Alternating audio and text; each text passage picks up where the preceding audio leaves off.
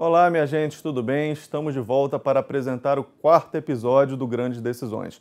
E hoje falaremos das grandes decisões do Supremo Tribunal Federal de maio e junho de 2014. Ok? Comigo na tela.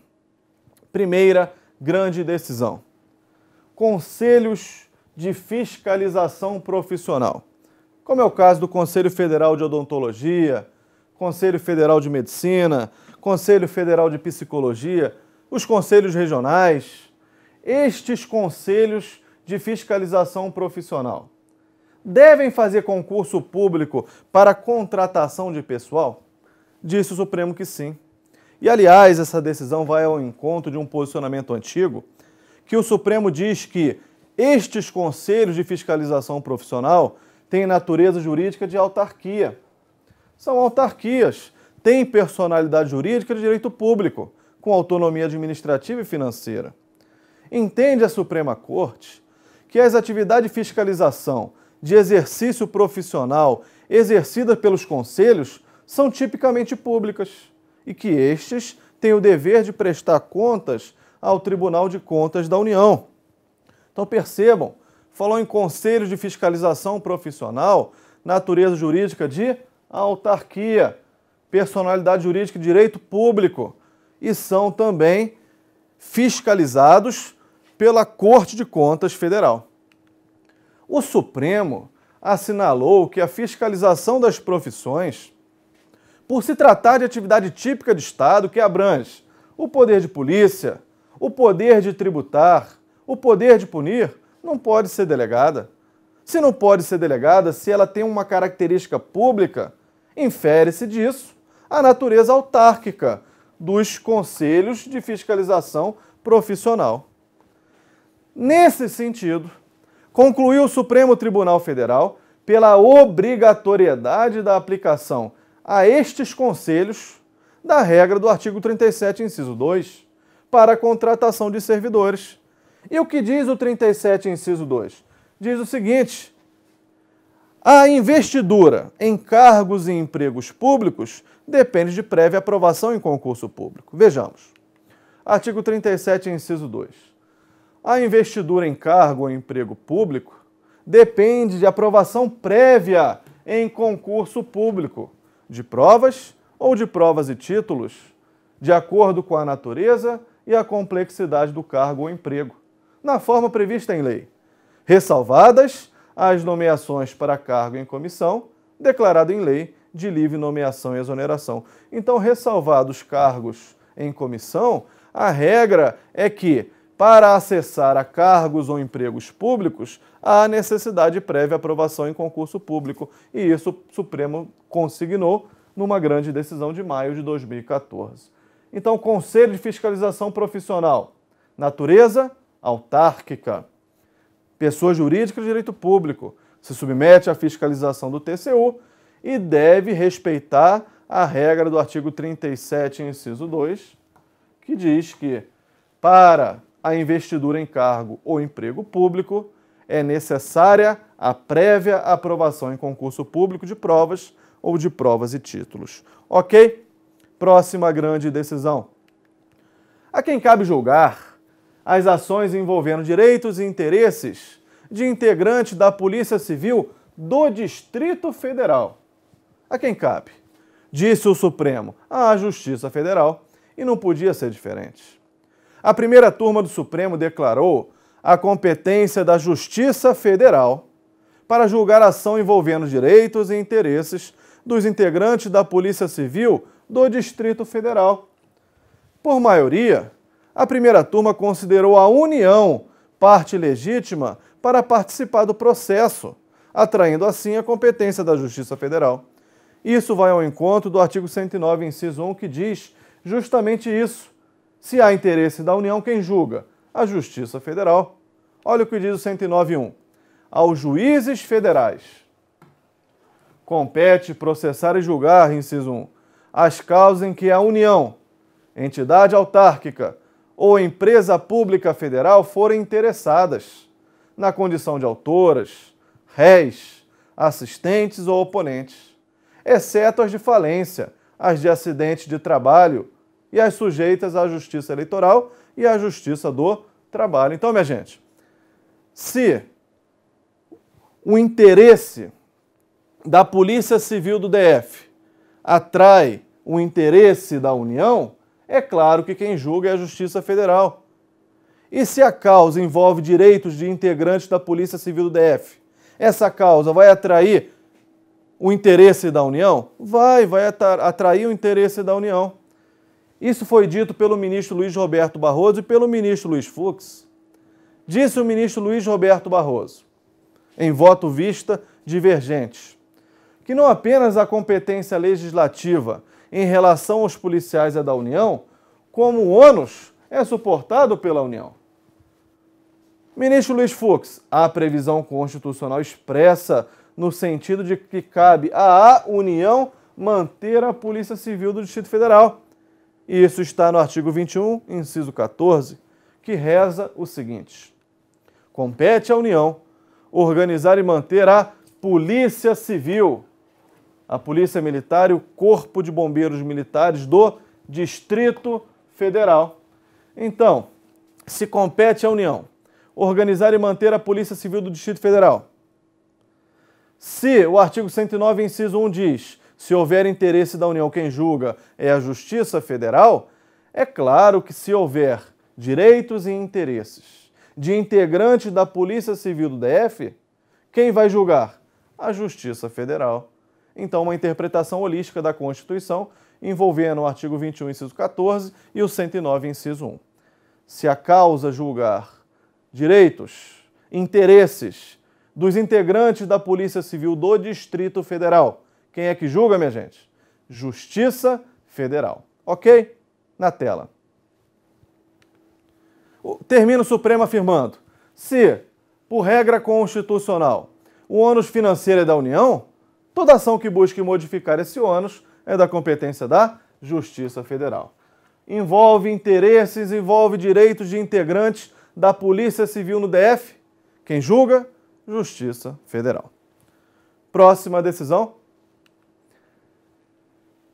O STF, minha gente, acolhe a teoria da abstrativização do controle difuso de constitucionalidade. Só o nome já assusta, mas não é difícil. Acompanha comigo.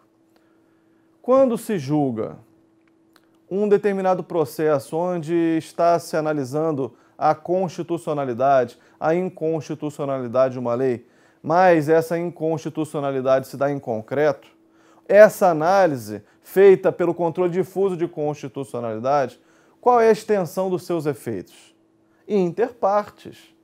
Para quem já estudou controle sabe disso. Controle difuso, aliás, é aquele realizado por todos os órgãos do Poder Judiciário, juízes, tribunais, inclusive o próprio Supremo. Controle concreto é aquele realizado em que há um pedido, há um bem da vida em disputa. E a análise da inconstitucionalidade se dá na fundamentação e não no pedido propriamente dito, diferentemente do controle concentrado, abstrato de constitucionalidade. O controle concentrado é aquele realizado pelo Supremo. O controle abstrato é aquele que a análise da lei é em tese. O próprio pedido da causa é: declare a inconstitucionalidade da norma. Então, o que nós estamos analisando aqui, que aliás é fruto de decisão recente do Supremo, é o seguinte: quando o Supremo Tribunal Federal analisa um processo em controle difuso, o Supremo julga em controle difuso? É claro que sim. O Supremo julgando em controle difuso de constitucionalidade, os efeitos daquela decisão é inter partes ou erga omnes?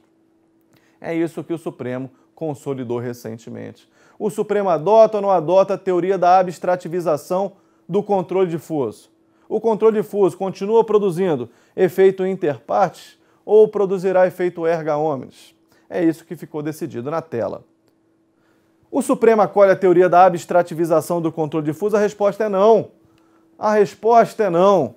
Para a maioria dos ministros do Supremo Tribunal Federal, a decisão em controle difuso continua produzindo efeitos inter partes. E neste particular, o papel do Senado Federal é o de amplificar essa eficácia, transformando-a em erga omnes. E onde é que está esse papel do Senado?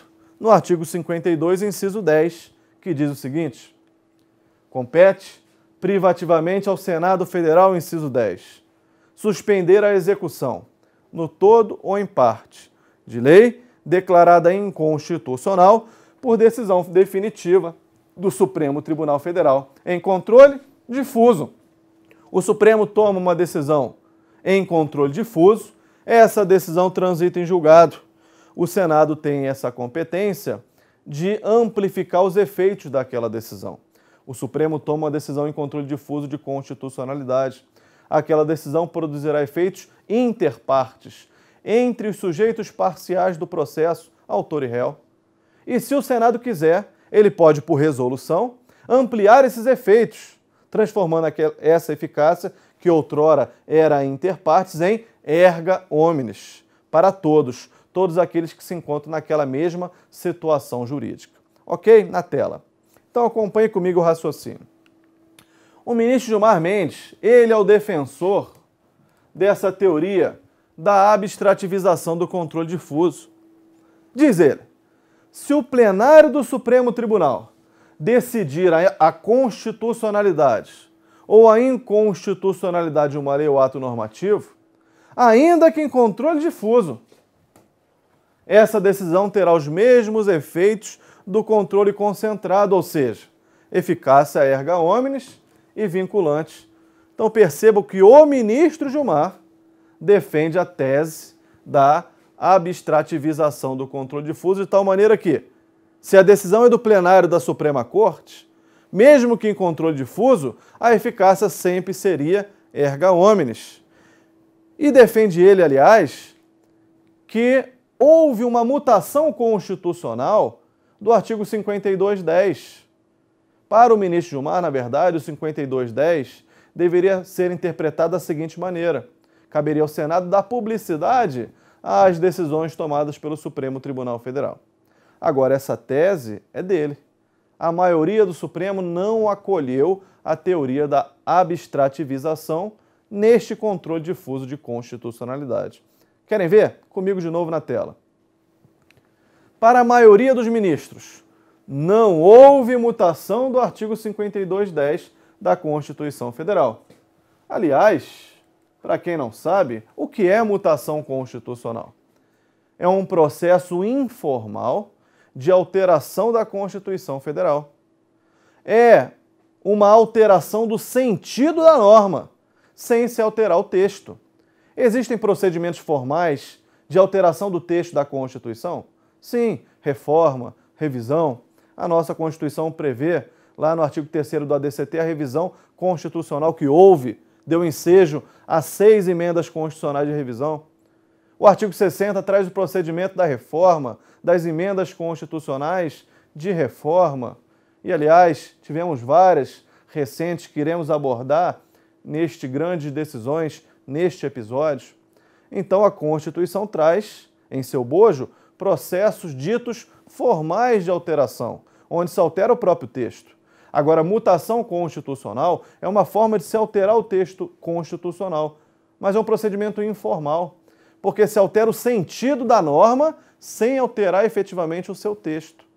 Então, o ministro Gilmar defendeu que houve uma mutação constitucional do artigo 5210, alterou-se o sentido, segundo ele, cabendo ao Senado apenas dar publicidade à decisão tomada pelo STF.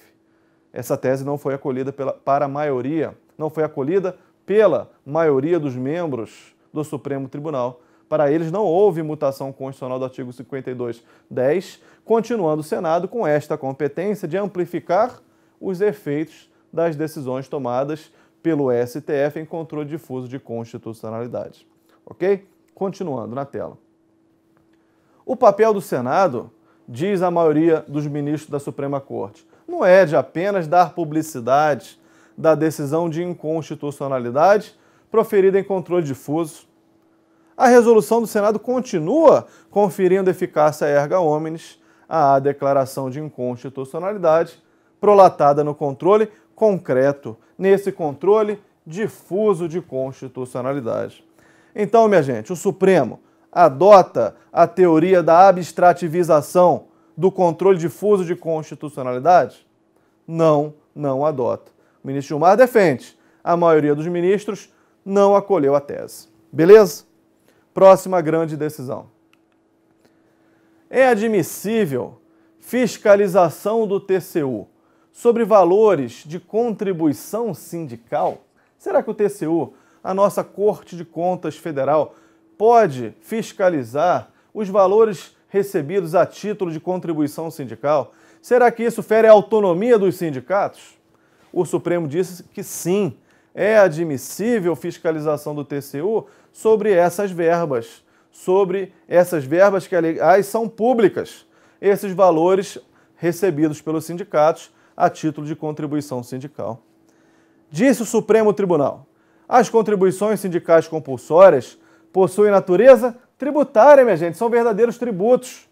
Constituem receita pública e, portanto, os responsáveis pela sua gestão estão sujeitos à competência fiscalizatória do TCU. Entendeu o Supremo que essa fiscalização efetuada pela Corte de Contas não representa violação à autonomia sindical. Não ofende a autonomia sindical. Aliás, a autonomia sindical prevista no artigo 8º, inciso 1, que reza o seguinte: a lei não poderá exigir a autorização do Estado para a fundação de sindicato, ressalvado o registro no órgão competente, vedadas ao poder público a interferência e a intervenção na organização sindical. Este é o princípio da autonomia sindical. Ok, mas o fato do TCU fiscalizar as verbas públicas recebidas a título de contribuição sindical não ofende essa autonomia sindical. Não caracteriza interferência, não caracteriza intervenção nas organizações sindicais, disse o STF. Mas cuidado, minha gente. As contribuições confederativas não se submetem à fiscalização do TCU. E qual a diferença entre contribuição sindical e contribuição confederativa? Isso, minha gente, advém de uma leitura do artigo 8º, inciso 4, que, aliás, traz uma informação truncada. Fala em contribuição, e aí? Confederativa ou sindical? Vamos espancar essa dúvida e concluir que a confederação sindical sofre fiscalização do TCU. Contribuição confederativa não se submete a essa competência fiscalizatória da Corte de Contas Federal. Vamos ler o que diz o artigo 8º, inciso 4. Diz o seguinte: a Assembleia Geral fixará a contribuição. Que contribuição é essa? Contribuição confederativa, que, em se tratando de categoria profissional, será descontada em folha para custeio do sistema confederativo da representação sindical respectiva, independentemente da contribuição prevista em lei. Que contribuição é essa prevista em lei? A contribuição sindical. Então perceba que o inciso 4 do artigo 8º não diferencia o que é contribuição confederativa do que é contribuição sindical. A contribuição confederativa, que é dita na parte inicial desse inciso 4, essa não se submete à fiscalização do TCU e será estabelecida em Assembleia Geral. Agora, a contribuição dita na parte final, essa se submete à fiscalização do TCU, porque essa da parte final é a famosa contribuição sindical, que é prevista em lei e tem natureza de tributo, minha gente. Vejamos um quadro elucidativo. Contribuição confederativa. Não é tributo? Não é tributo. Como é que se fixa essa contribuição confederativa? Pela Assembleia Geral do Sindicato. E essa contribuição confederativa, minha gente, só é paga pelas pessoas que resolverem se filiar ao sindicato. Não são todas que pagam, somente os sindicalizados que pagam a contribuição confederativa estabelecida nessa Assembleia Geral. Aliás, essa informação já foi consignada pela súmula 666 do STF, que diz o seguinte: a contribuição confederativa de que trata o artigo 8º, inciso 4 da Constituição, só é exigível dos filiados ao sindicato respectivo. E como eu falei, essa contribuição confederativa não se submete à fiscalização do TCU. E já a contribuição sindical, que é dita na parte final do inciso 4, esta contribuição sindical é tributo, instituído por lei. Se é tributo, tem caráter compulsório, deve ser pago por todos aqueles que participarem de uma determinada categoria econômica ou profissional, filiado ou não. Pelo simples fato de exercer uma atividade econômica, pelo simples fato de exercer uma atividade profissional, aquela pessoa vai pagar a contribuição sindical, filiado ou não, porque é tributo, é instituído por lei. E essa contribuição sindical se submete à fiscalização do Tribunal de Contas da União, ficou consignado pelo STF. Beleza, minha gente? Próxima grande decisão. É constitucional. Norma da Constituição Estadual que exija autorização da Assembleia Legislativa para que o governador e o seu vice-governador possam se ausentar do país por menos de 15 dias. Por menos de 15 dias. Será que Constituição Estadual pode trazer essa exigência de autorização da Assembleia Legislativa para que o governador e o seu vice se ausentem do país por menos de 15 dias? É constitucional? Diz o Supremo que não é constitucional, porque viola o princípio da simetria. E, aliás, o que é o princípio da simetria, minha gente? O princípio da simetria, que é um princípio implícito na Constituição Federal, exige que as constituições dos estados e as leis orgânicas dos municípios sigam o modelo estatuído na Constituição Federal. As constituições dos estados, a lei orgânica do DF, as leis orgânicas dos municípios devem seguir simetricamente o modelo previsto na Constituição Federal. E neste particular houve violação ao princípio da simetria, porque a competência do Congresso Nacional, no caso da Constituição Federal, é para ausência superior a 15 dias. Se a Constituição do Estado tivesse trazido uma previsão semelhante, ok, mas trouxe uma previsão de que a ausência inferior a 15 dias dependeria de autorização da sua Assembleia Legislativa, ou seja, quebrou essa simetria. Se quebrou a simetria, fere o princípio da simetria. Se fere o princípio da simetria, essa norma da Constituição Estadual é inconstitucional. Na tela.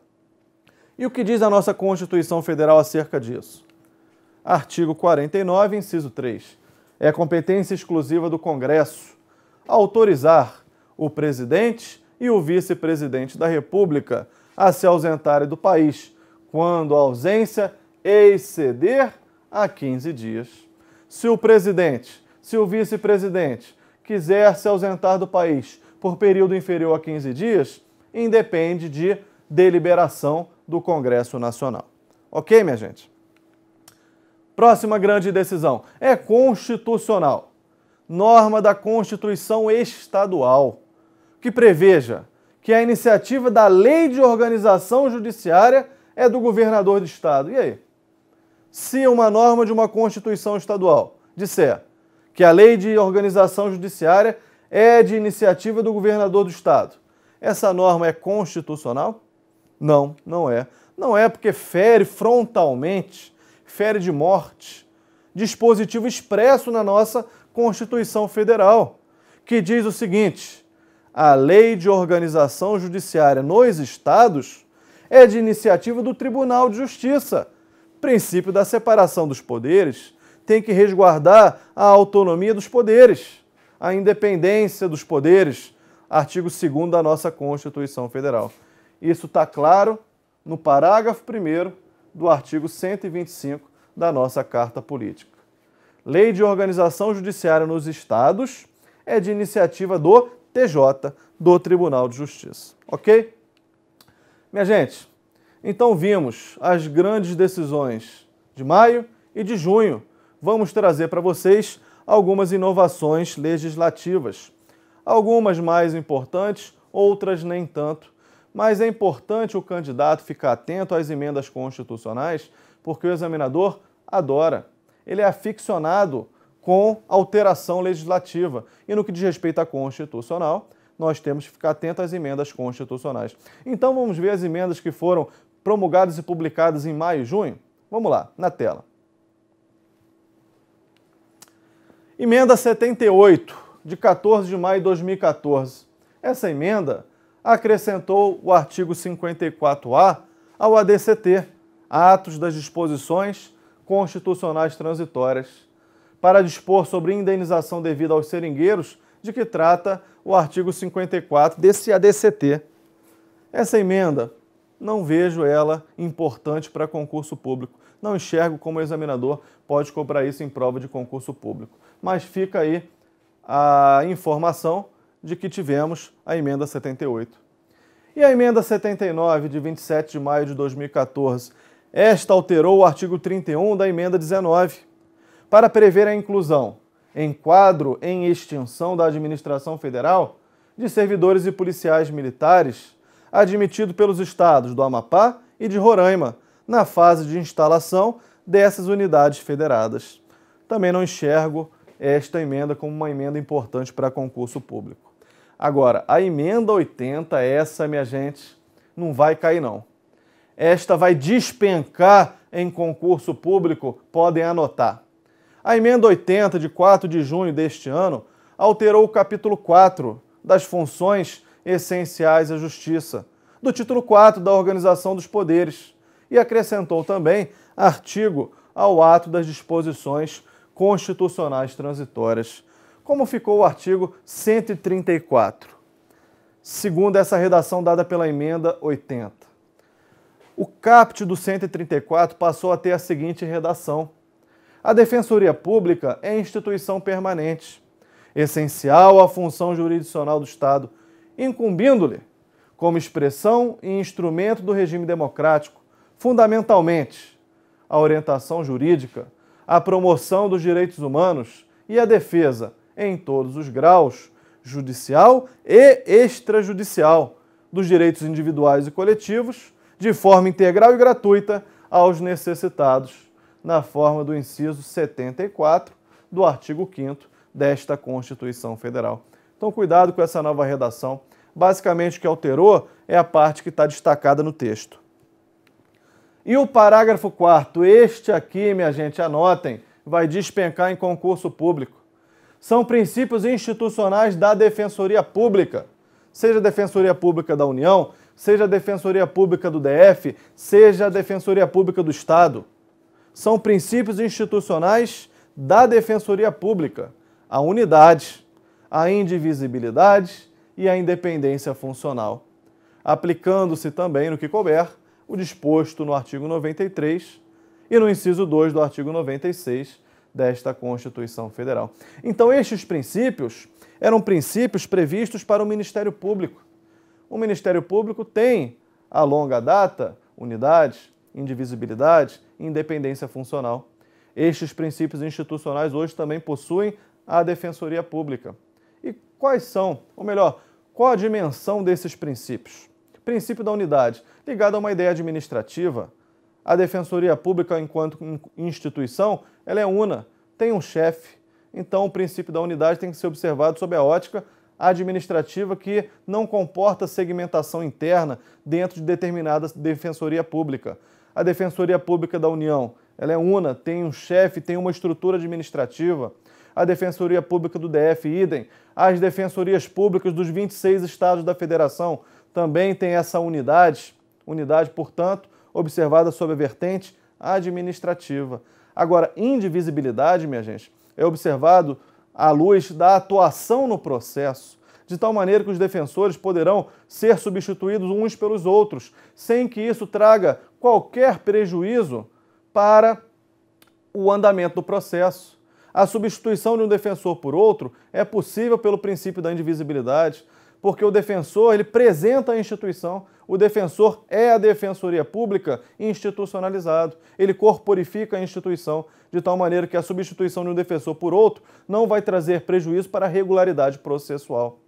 E o princípio da independência funcional diz o seguinte: o defensor ele vai ficar vinculado à sua consciência jurídica, de tal maneira que a chefia não poderá determinar uma atuação específica. Ele, seguindo os ditames da Constituição e das normas, poderá se posicionar da maneira que melhor lhe aprouver, se vinculando apenas à sua consciência jurídica, tendo como parâmetro, tendo como baliza as normas, é claro. Então, minha gente, defensoria tem unidade, indivisibilidade e independência funcional. São princípios institucionais da defensoria, ok? Na tela de novo. E o artigo 2º dessa emenda acresce ao ADCT o artigo 98. Artigo 98 do ADCT com a seguinte redação: o número de defensores públicos na unidade jurisdicional será proporcional à efetiva demanda pelo serviço da Defensoria Pública e à respectiva população. Parágrafo 1º. No prazo de 8 anos, a União, os Estados e o DF deverão contar com defensores públicos em todas as unidades jurisdicionais, observado o disposto no caput deste artigo. Parágrafo 2º. Durante o decurso do prazo previsto no parágrafo 1º, de 8 anos, a lotação dos defensores ocorrerá prioritariamente atendendo às regiões com maiores índices de exclusão social e adensamento populacional. Então, muito cuidado com essa emenda 80. E ainda tivemos a emenda 81, que também reputo de muito importante. Essa emenda 81 de 5 de junho deste ano dá nova redação ao artigo 243, que passa a possuir a seguinte redação: as propriedades rurais e urbanas de qualquer região do país onde forem localizadas culturas ilegais de plantas psicotrópicas ou a exploração de trabalho escravo, na forma da lei, serão expropriadas e destinadas à reforma agrária e a programas de habitação popular, sem qualquer indenização ao proprietário e sem prejuízo de outras sanções previstas em lei, observado no que couber o disposto no artigo 5º. Parágrafo único deste artigo: todo e qualquer bem de valor econômico apreendido em decorrência do tráfico ilícito de entorpecentes e drogas afins e da exploração de trabalho escravo será confiscado e reverterá a fundo especial com destinação específica na forma da lei. É a popularmente conhecida como PEC do trabalho escravo. Então, minha gente, está explorando o trabalho escravo, aquela propriedade rural ou urbana poderá ser expropriada. Está utilizando bens de valor econômico para explorar o trabalho escravo, aqueles bens poderão ser confiscados. PEC do trabalho escravo, muito cuidado com a emenda 81 também. É isso, minha gente. Estas foram as grandes decisões de maio e junho. Sugestões e críticas podem mandar para o meu e-mail ou para o meu Facebook. Obrigado a você que me acompanha. Estaremos juntos no nosso próximo episódio, onde abordaremos as grandes decisões de agosto e setembro. Julho não tem, né, minha gente? Julho o Supremo está de recesso. Então voltaremos para apresentar as grandes decisões de agosto e setembro. Desejo a você um ótimo fim de Copa do Mundo, que o Brasil, de fato, levante essa taça e não abandone os estudos, mantenha firme, fé na missão, tem muito edital aberto, torço por vocês, bons estudos e um forte abraço.